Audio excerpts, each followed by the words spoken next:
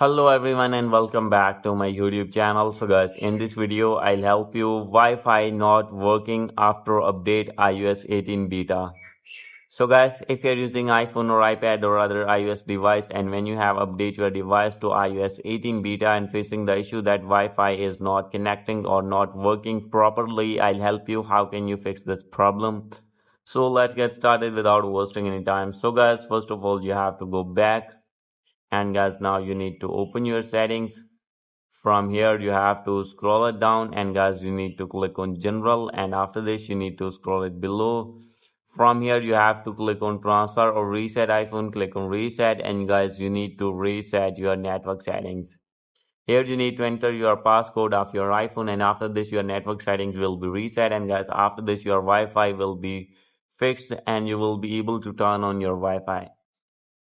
So guys, if still not fix your problem, no need to worry. You have to turn on your airplane mode for 3 to 4 times, and guys you need to turn it off again, and after this you need to connect it again your Wi-Fi.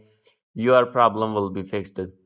So guys, if still not fix your problem, then guys you need to downgrade your version from iOS 18 to iOS 17, and after this your problem will be fixed. And guys, after doing this method, if still not fix your problem, you have to open any Safari browser, and here you need to search support.apple.com. And guys, after this you need to wait for some seconds. From here you have to select your iPhone and scroll it down.